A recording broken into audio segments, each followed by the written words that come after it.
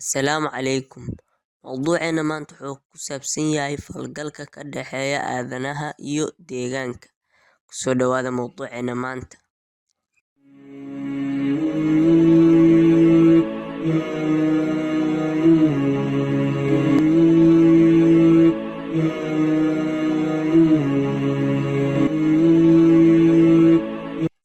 Aadanaha wuxuu la xiriiray deegaanka ilaa bilowgii noloshiisa, isagoo isku dayaya inuu ka faa'iideysto ilaha dhaqaale ee deegaanka si uu u daboolo baahidiisa. Xiriirka aadanaha iyo deegaanka wuxuu soo maray 4 marxaladood oo ay ka muuqanayso is-saameynta ka dhaxaysa labadooda, maxaa yeelay aadanaha waxa uu saameeyaa deegaanka, deegaankana waxa uu saameeyaa aadanaha.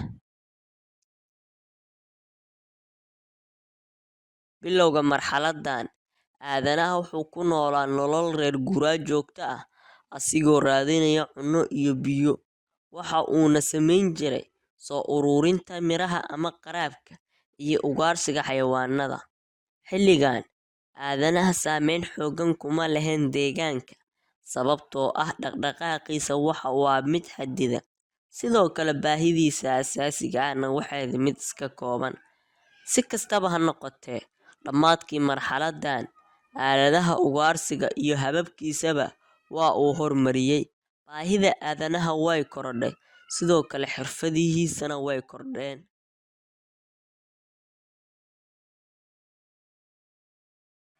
Xilligan, aadanuhu waxa uu bartay waxbeerashada, sababtoo ah waxa ay heleen biyo iyo dhul waxbeerashada ku wanaagsan, taa oo keentay inay dadku ku noolaadaan meelaha u dhow beerahooda. Waana halka ay ka soo bilaabatay ilbaxnimada iyo in la isugu ururo tuulooyinka, waxayna matalaysaa arrintan degganaanshihii ugu horreeyay ee aadanaha.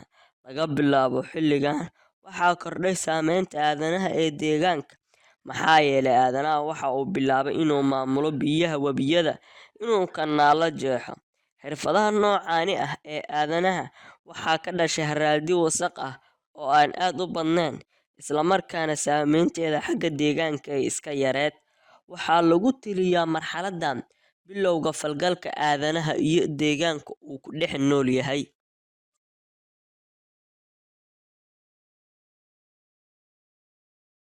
Marxaladdani waxay ka bilaabanaysaa bilowgii kacaankii warshadaha, bartamihii qarnigii 18aad ilaa bartamihii qarnigii 20aad, xilliga oo aadanaha bilaabay inuu isticmaalo mashiinno iyo aalado ujeeddo kala duwan leh. Sidaa darteed, waxaa bilaabatay gubista shidaalka si loogu isticmaalo gaadiidka. Intii lagu guda jiray muddadan, warshadeynta badan waxa ay keentay inay soo baxaan dhibaatooyin badan oo xagga deegaanka ah, sida wasakhowga. Sidoo kale, marxaladdan waxaa soo ifbaxay saameynta xun ee aadanaha ku yeeshay deegaanka.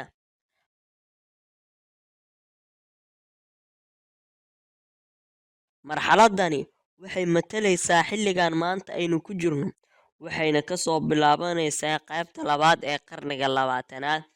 Xilligani waxaa soo shaac baxay kombiyuutarada iyo waxyaabaha kale ee elektarooniga ah, waxaa horumar weyn ku sameeyay dhammaan isgaarsiinta.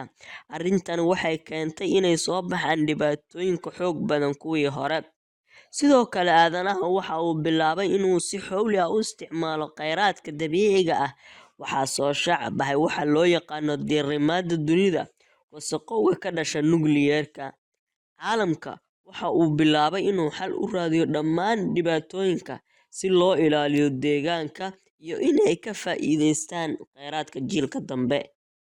Mowduuceen maanta intaas ayuu ku eg yahay. Wassalaamu calaykum waraxmatullaahi wabarakaatuh.